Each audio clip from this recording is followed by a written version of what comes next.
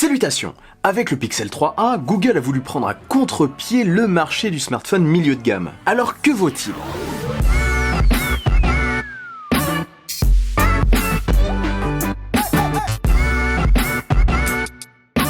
En général, les smartphones milieu de gamme actuels font quelques concessions pour baisser leur prix. C'est souvent sur la caméra et sur l'écran. Bon, bien sûr, c'est de moins en moins vrai avec quelques marques chinoises, dont Xiaomi, qui tapent désormais plutôt fort à des tarifs relativement bas. Mais bref, en général, les concessions sont souvent les mêmes. Du moins jusqu'à l'arrivée du Google Pixel 3a. Le Pixel 3a, c'est en quelque sorte une sorte de Pixel 3 allégé. Au passage, si vous voulez voir ce que renferme la boîte et mes premières réactions à chaud, j'ai fait une vidéo il y a pas longtemps, je la glisse dans la description si ça vous intéresse. Reprenons. Déjà, son design est moins premium que celui du Pixel 3. Le dos en verre laisse sa place à un dos en polycarbonate, en plastique quoi. Perso, je le trouve quand même très agréable. Le smartphone est aussi très léger. Par contre, je l'évoquais dans mon unboxing, il me paraît être peu solide. Et une chute ne devrait pas lui faire que du bien. Si vous êtes intéressé par ce smartphone et que vous voulez le protéger, mon partenaire Rhinoshield, qui me l'a envoyé, et qui me permet par la même occasion de vous présenter ce test, a sorti des coques aussi pour le Pixel 3a et pour le Pixel 3a XL. Comme d'habitude, vous aurez le choix entre différents modèles de coques, avec différentes finitions et personnalisation. Il y a aussi des protections d'écran très solides, et ce modèle est même compatible avec les objectifs pour smartphone de Rhinoshield. Et ça doit être sympa franchement sur un Pixel. Si vous êtes intéressé, n'oubliez pas que vous avez moins 10% sur le site de Rhinoshield avec le code REFRAME. Vous trouverez le lien et le code dans la description. Sinon, au dos de l'appareil, on retrouve le lecteur d'empreintes qui est, je trouve, très réactif. Je n'ai rencontré aucun souci. Perso, je le préfère au dos que sur le côté. Ça permet de l'utiliser plus facilement avec n'importe quelle main. Votre main droite, votre main gauche, et même si vous avez une troisième main.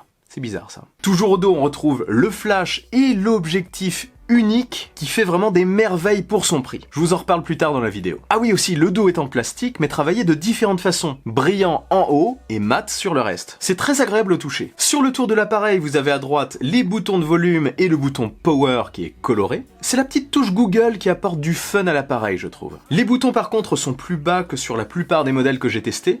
Ils tombent très facilement sous le pouce, peut-être un peu trop. Parce que oui, le comble de l'histoire, c'est que je me suis tellement habitué à tirer mon pouce vers le haut pour atteindre les boutons, ou alors mon index pour atteindre les boutons de volume, que j'ai mis du temps à m'y faire en fait. J'ai eu beaucoup tendance à appuyer sur le bouton Power à la place des boutons de volume. C'est aussi lié au fait que tous les boutons soient du même côté. Mettre les boutons de volume à gauche aurait été plus agréable, je pense. Mais bon, on finit quand même par s'y faire. Du coup, sur la tranche gauche, pas de bouton, mais un simple tiroir SIM. Et oui, j'ai eu un temps d'arrêt parce que j'ai l'habitude de dire un tiroir double SIM, mais ici ce n'est pas le cas. Il n'y a qu'une seule SIM, et il n'y a pas non plus la possibilité d'étendre le stockage. Du coup, il n'y a qu'une seule version de 64 Go. Et c'est peut-être un peu juste. Au moins, vous me direz, il y a du stockage dans le cloud. Illimité pour les photos et pour les vidéos, mais pas en qualité maximale, contrairement au Google Pixel 3 et au 3 XL. Si vous voulez le max, il faudra passer à la caisse. En dessous, on retrouve un port USB, l'un des deux haut-parleurs stéréo. Pas mal, franchement, pour un produit vendu à ce tarif, et de l'autre côté le micro. Et pour finir sur le dessus se trouve une prise jack. De retour sur les pixels, probablement car la cible visée n'a pas nécessairement de casque ou écouteurs Bluetooth qui sont encore assez chers. Enfin à mon avis, en étudiant la chose, ils ont dû arriver à cette conclusion. Pour finir sur la description du produit, on a aussi toujours le squeeze pour convoquer Google Assistant. Il suffit alors de presser le bas du smartphone. C'est assez fun, mais j'avoue ne pas l'utiliser souvent. Passons à l'écran maintenant.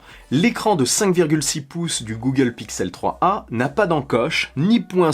Le smartphone n'a pas non plus de caméra rétractable. En fait, il est tout simplement entouré de grosses bordures, sur les côtés et surtout en haut et en bas. Celle du haut renferme le second haut-parleur et la caméra frontale, et celle du bas renferme, rien en fait. La bande noire d'en bas renferme juste, une bande noire. Franchement, plus habitué aux smartphones plus actuels à bord réduit, j'avoue que j'ai mis du temps à m'y faire. Mais comme pour tout, on s'y fait. Et comme j'aime le dire, le regard est attiré par l'écran, et ce qu'on y regarde, on est absorbé. À l'usage, franchement, on oublie les bandes. C'est quand on le regarde comme ça, de loin, qu'on bloque dessus. L'écran lui-même, sinon, est, je trouve, très beau. Google nous propose un joli écran OLED pour 399 €. Franchement, je n'ai rien de spécial à lui reprocher, c'est très plaisant. Côté autonomie, on n'est pas sur un smartphone extrêmement endurant. Il tiendra facilement une bonne journée, mais il sera difficile de lui en demander plus. Il propose aussi une charge rapide, pas franchement exceptionnelle non plus. Comptez entre 1 heure et 1h30 pour le charger totalement, j'ai pas chronométré. Bon, on est plus proche d'1h30. Et sinon, il lui faut à peu près une trentaine de minutes pour le recharger à plus de 30%. Je crois que c'est 36% en 30 minutes. Côté OS, on est sous la dernière version d'Android Pie, il n'y a aucune surcouche,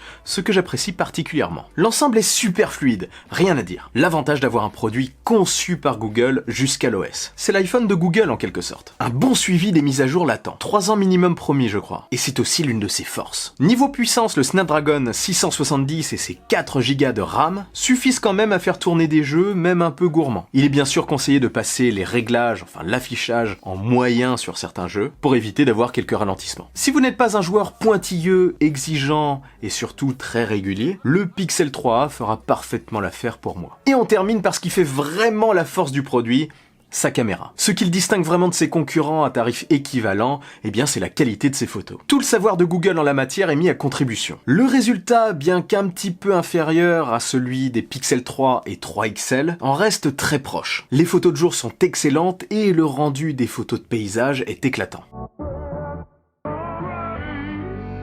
Les photos de portraits de près sont très réussies aussi. Je me suis d'ailleurs beaucoup amusé à prendre des fleurs en photo ces derniers temps. C'est la période aussi. Et le résultat franchement est parfois bluffant.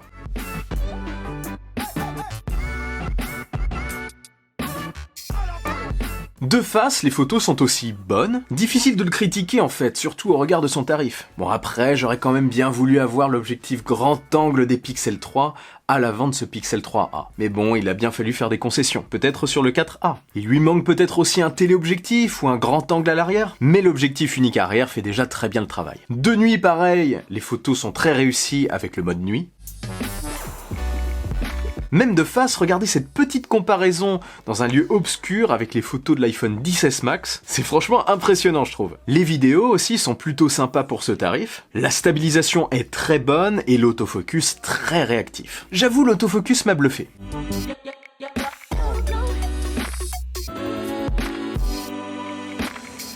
C'est du quasi instantané. On a par contre sur les vidéos une petite découpe dans l'image. Ça permet en fait d'offrir un bon rendu stabilisé grâce à la partie logicielle. Alors maintenant, je vais répondre à cette question. Le Pixel 3a est-il une réussite? Pour moi, oui, mais il ne correspondra pas non plus à tout le monde parce qu'il n'est pas parfait. Vous me direz, aucun smartphone n'est parfait, mais celui-ci peut peut-être déplaire à certains. Déjà, ceux qui veulent un design plus actuel passeront leur chemin, tout comme ceux qui recherchent un produit très puissant et très performant. En dehors de la photo, bien sûr. Le stockage un peu faible aussi pourra en effrayer certains. Par contre, ses forces sont clairement sa caméra, son écran, ses haut-parleurs stéréo pour son tarif, et la présence d'Android pur. Il a aussi l'avantage d'être conçu totalement par Google, ce qui lui assurera une bonne longévité. Si ces derniers points sont cruciaux pour vous, foncez, il est excellent pour ça. Et si vous avez un budget de 400 € et que vous aimez prendre beaucoup de photos, il fait partie de ce qui se fait de mieux. Bref, avant de finir, je vais vous parler de mon ressenti général, mon avis totalement personnel. Concernant le design, très rapidement, j'ai dépassé ce blocage. Petite chose qui m'a manqué, c'est l'absence de recharge sans fil que j'utilise vraiment au quotidien, mais bon, pour la plupart des gens, c'est un détail. La qualité de l'écran, la navigation, la qualité photo et Android pur m'ont franchement convaincu. En fait, je l'ai beaucoup plus utilisé au quotidien, de manière naturelle, sans effort, que tous les autres smartphones Android que j'ai eu l'occasion de tester cette année. On me l'a prêté, mais sans vous mentir, je l'ai parfois dit pour certains autres modèles, mais ici c'est encore plus le cas, j'aimerais bien le garder, non pas pour une seule grosse fonctionnalité, comme ce que j'ai pu ressentir sur beaucoup de smartphones que j'ai testés cette année, mais pour le produit de manière générale. Habitué à utiliser des smartphones très haut de gamme, j'en suis vite venu à oublier totalement son tarif. Franchement, l'expérience générale est très plaisante et ce, malgré ses quelques défauts. Oui, il ne plaira pas à tout le monde, mais moi, il m'a convaincu. De votre côté, dites-moi en commentaire ce que vous pensez de ce Google Pixel 3a. Vous intéresse-t-il? Et si cette vidéo vous a plu, que vous voulez m'aider, partagez-la sans oublier le bon pouce en l'air qui claque. Pour ne rien louper, abonnez-vous à ma chaîne et activez la petite cloche des notifications. On se retrouve très vite pour une nouvelle vidéo. Vive la technologie, vive le futur. Allez, salut!